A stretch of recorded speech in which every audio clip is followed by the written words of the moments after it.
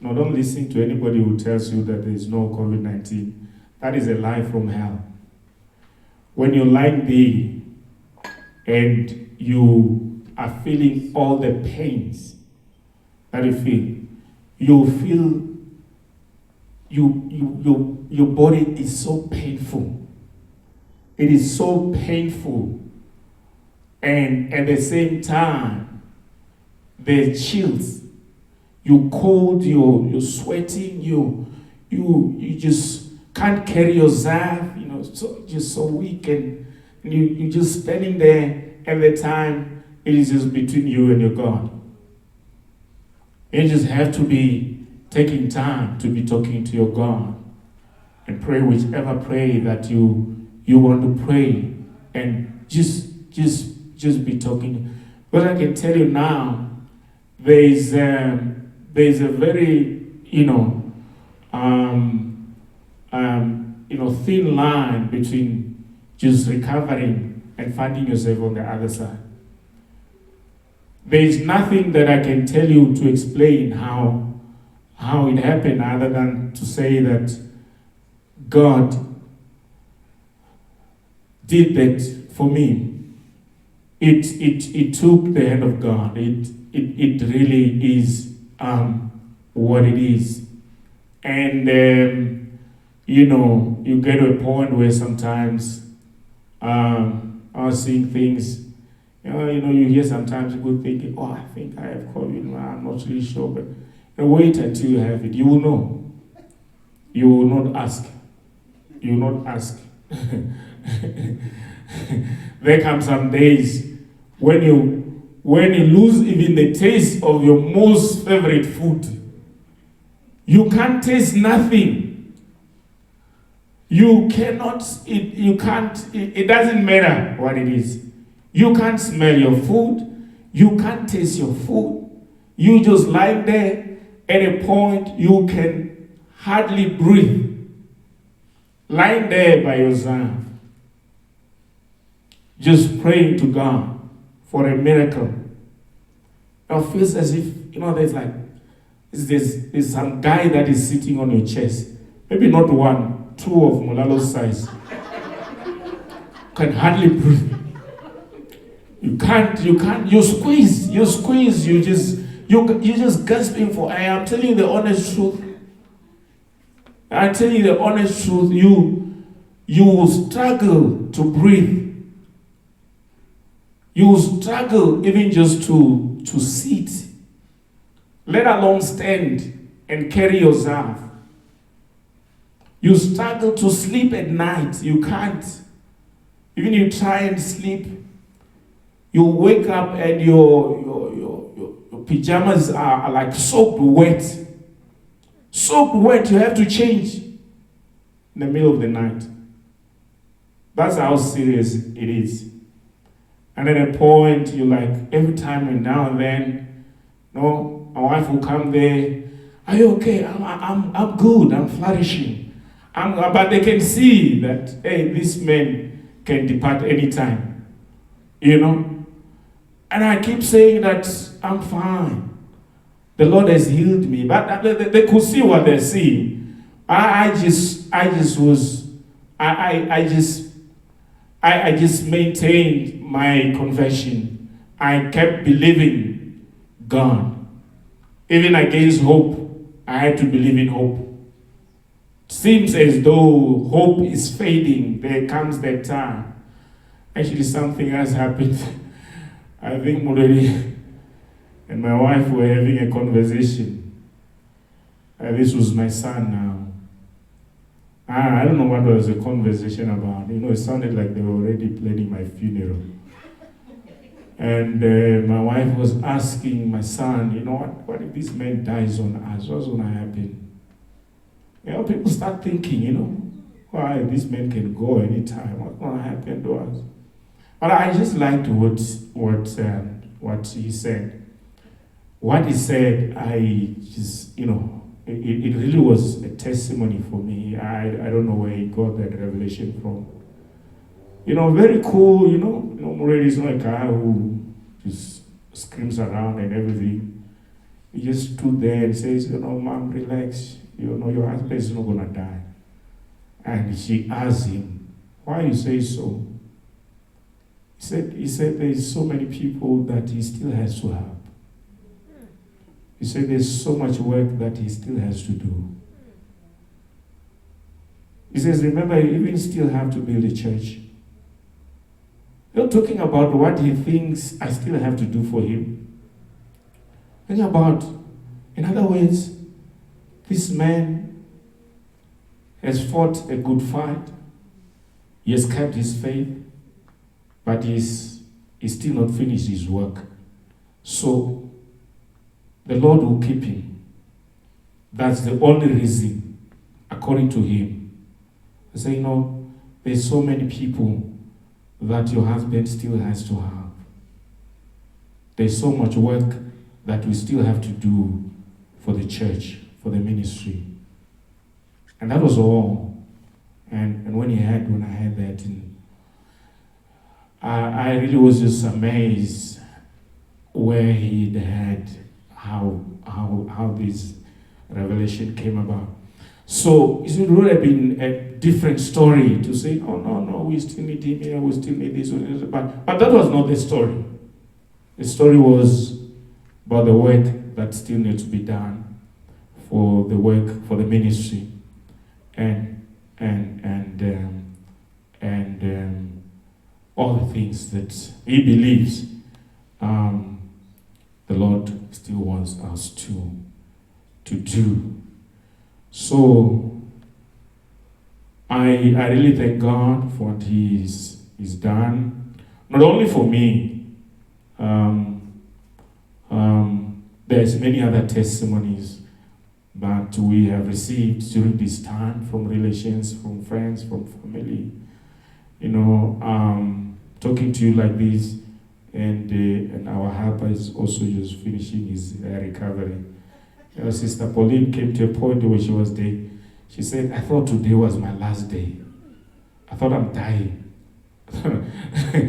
This thing is serious, eh? Yeah, don't take it lightly. Don't take it lightly. The only way to stay safe is to be safe. The small things that you're being told to do to stay safe and preserve your life, those things are very important. Don't take them lightly. Don't take them for granted. It is that important. So understand that it is, it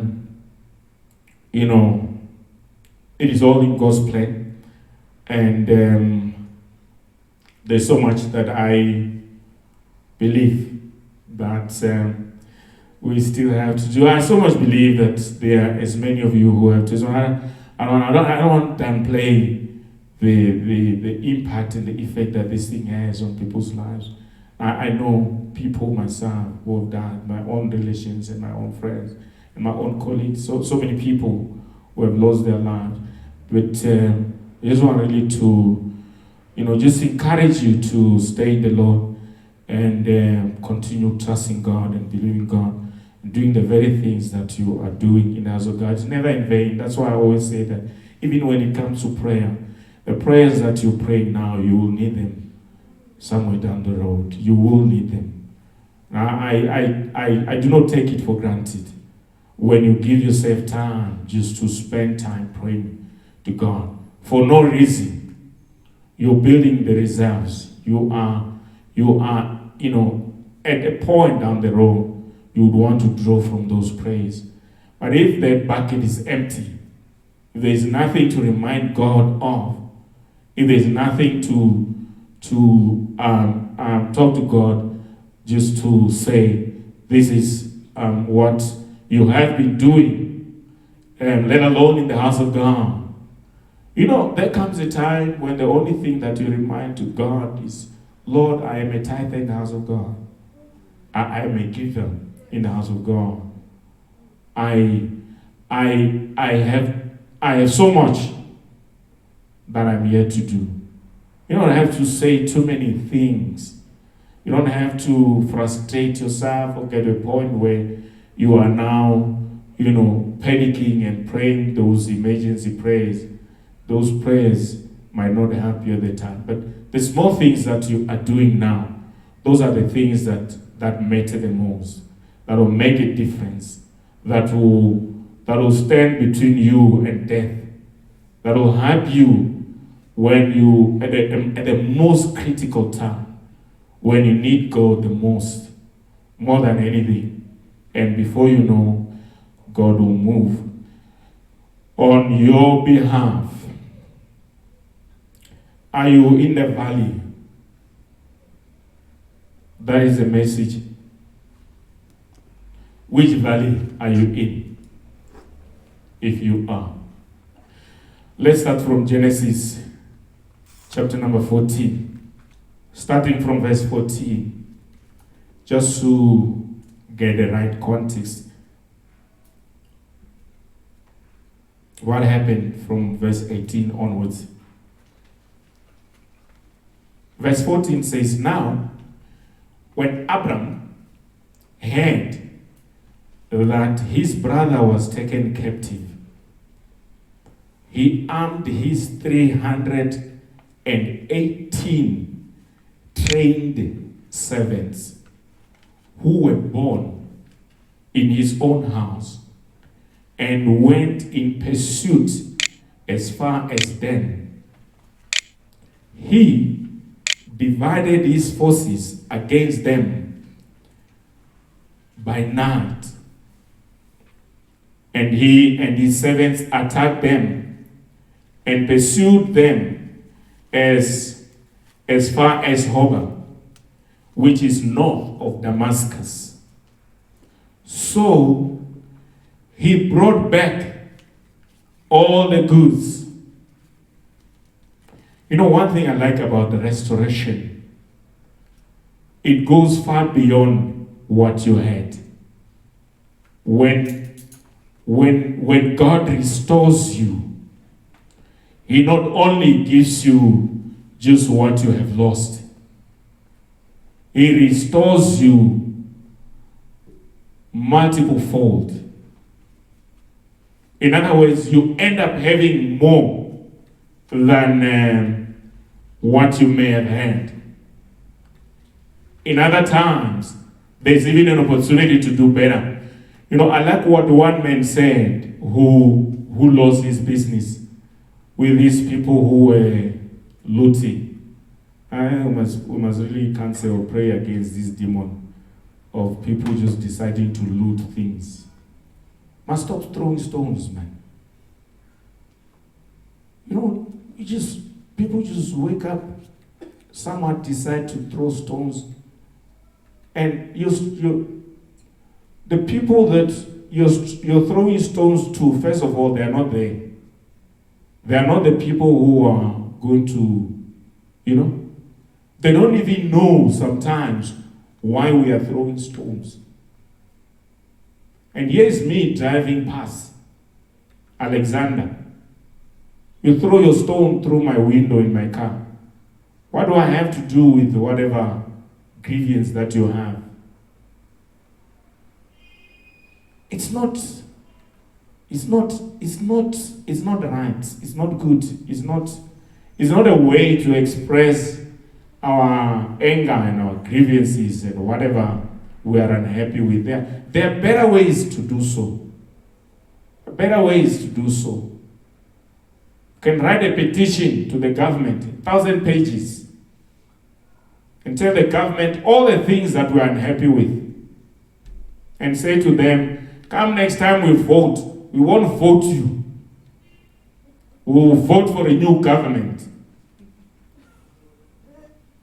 And that way, whoever you're angry with is no more going to get a chance to make you angry. They are out. And you've made your voice much louder and bigger. You are ahead. And the problem comes when you're going to go and throw stones and come back when it's time to vote. You vote the same people that you're throwing stones to. You throw stones to my car. Throw stones to those people.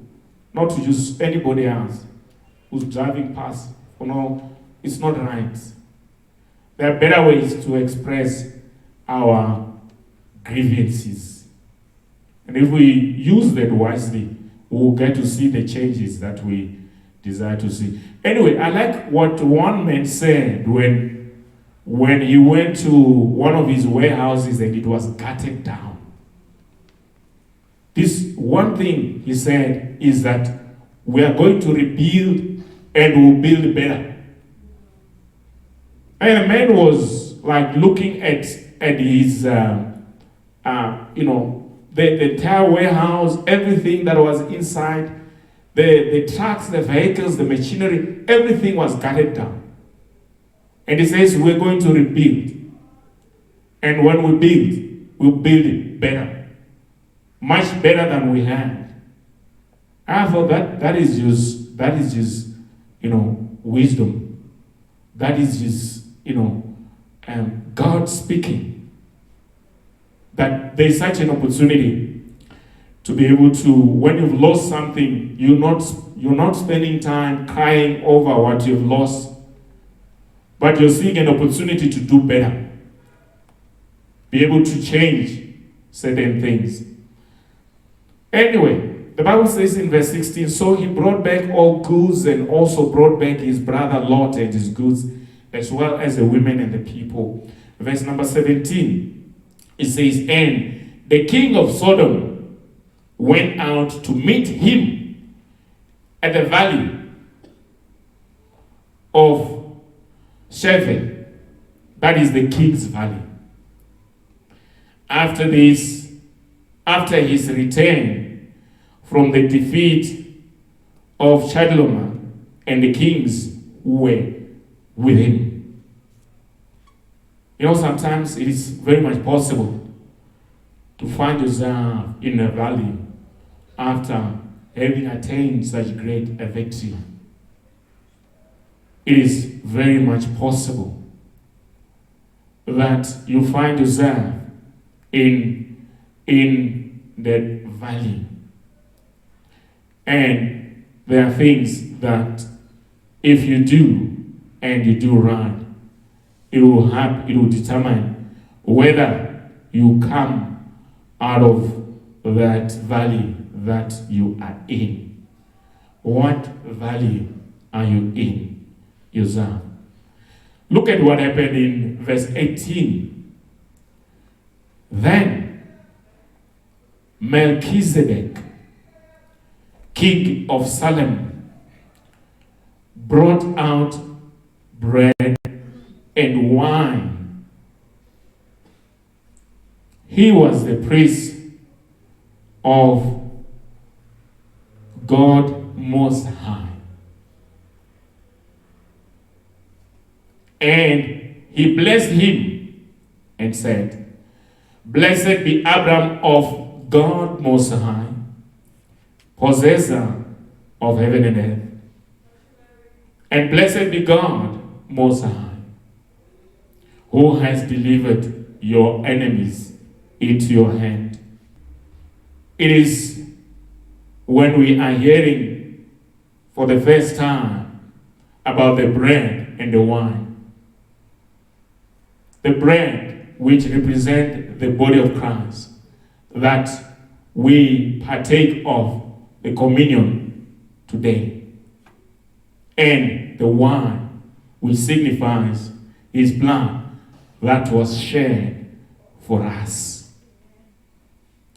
And this is what Melchizedek did then, long before Christ came. Then, if you look at, like the last part, in verse 20 that says that he gave him a tithe of all, of everything, a tenth of everything. Then verse 21 says, now the king of Sodom said to Abram, give me the peasants and take the goods for yourself. But Abram said to the king of Sodom, I've raised my hand to the Lord, God Most High, the possessor of heaven and earth, that I will take nothing from a thread to a sandal strap, and that I will not take anything that is yours, lest you shall say, I have made Abram rich. Except only that the young men have eaten, and the portion of the men who went with me, Aner, Eshcol, Mamre, let them take their portion. When you're still at that, let me read you Hebrews chapter 7, verses 1 to 4. This Melchizedek was king of Salem, and the priest of God Most High. He met Abram returning from the defeat of the kings, and he blessed him. And Abram gave him a tenth of everything. First, the name Melchizedek means king of righteousness. Then also, king of Salem means king of peace. Without father or mother, without genealogy, without beginning of days or end of life, resembling the Son of God. Talking about Melchizedek. Says he resembled Christ. Says he remains a priest forever. And verse 4 says, just think how great he was. Even the patriarch, Abram, gave him a tenth of the plunder. How great this man was.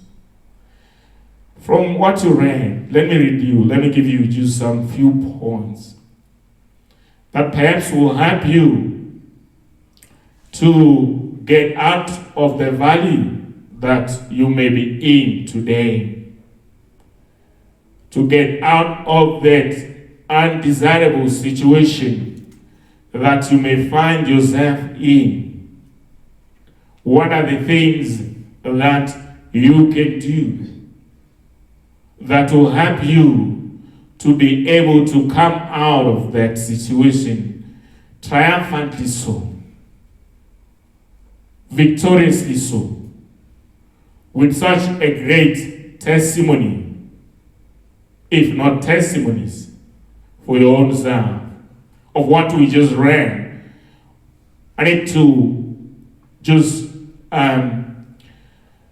give you some pointers or things that you can do in your situation today that will guarantee you such a victory, that will help you to come out of it and even be much better, in a manner that will help you to do better in your situation. Not only that you find yourself coming out of that particular situation, but you now better equipped. You now understand certain things. You now, able to do things that will help you improve your life and do better in your situation.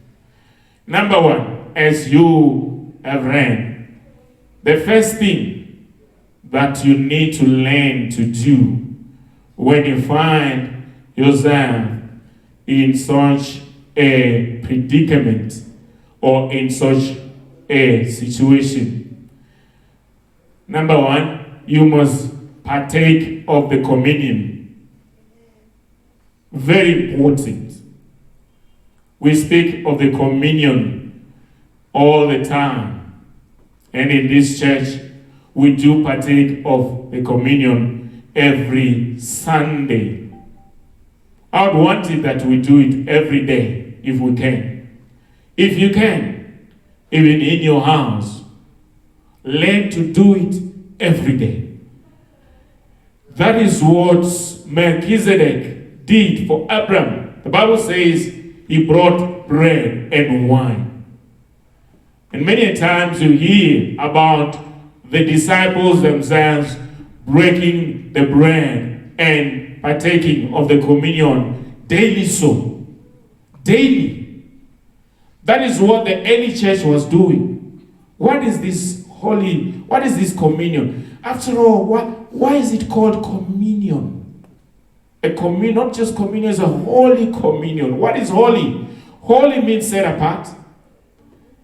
That is just to say that God has set you apart from the rest. He has set you apart for His glory. He has set you apart from everybody else. That is why He says, you didn't choose me, I chose you out of this world. He chose you for a reason, that you bear fruits and your fruits shall remain. He set you apart that you cannot afford to find yourself suffering from the common sicknesses and common diseases and common problems that everybody is going through. He has set you apart for Himself. For His, just that alone must say this is something that is important. Communion, the right rendering is koinonia. That is to say that you need to have that intimate and personal relationship with God.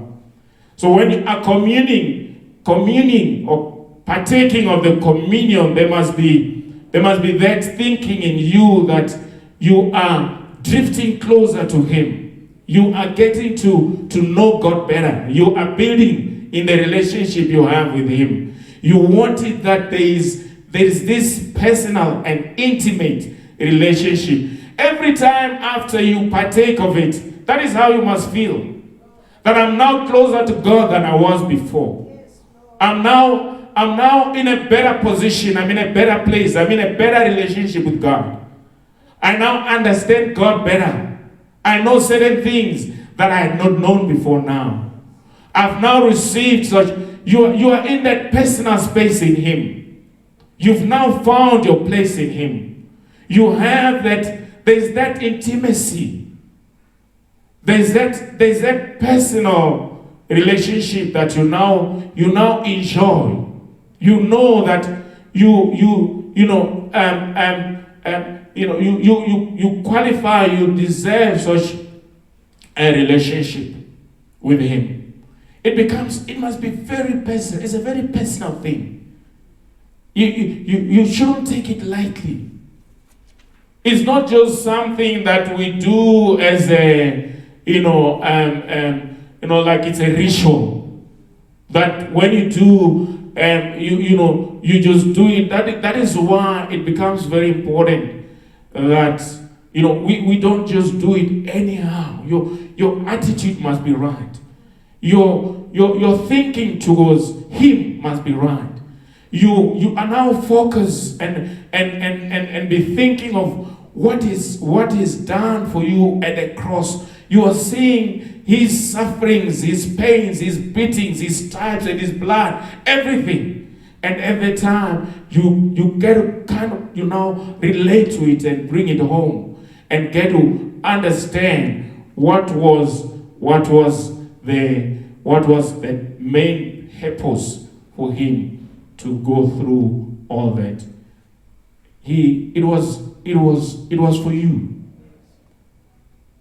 Even if you were the one person who existed, He would have still died for you.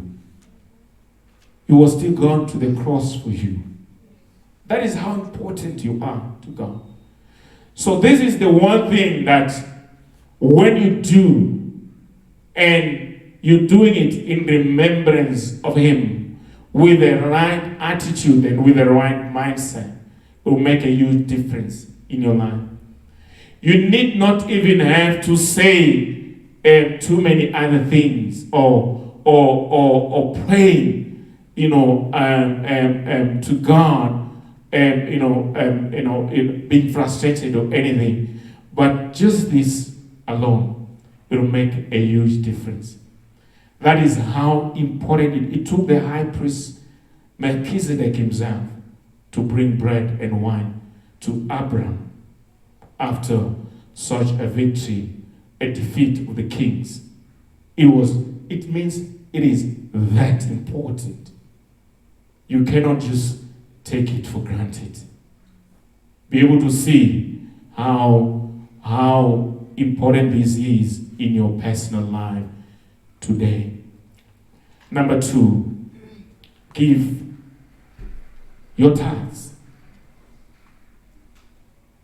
Bible says that Abraham gave a tenth of everything to Melchizedek himself. These are things that you need to learn to do. The same way that as when we partaking of the communion, if I was to invite you to my house and the table is set, we sit around the table for a meal. You're not only just going to suddenly enjoy your meal and disappear. That is not what is intended. You will stay there. You will thank the people who prepare the meal for you. You will recognize the owner of the house, the one who said to prepare the table for you.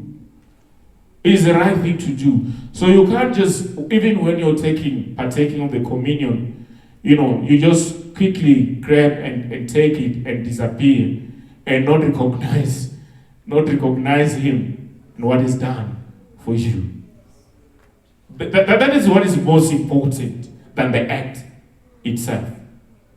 It is what is most important, what is done for you. The fact that he was able to give his own life so you may have yourself. That is what you need to focus your mind on. Remind yourself of this truth.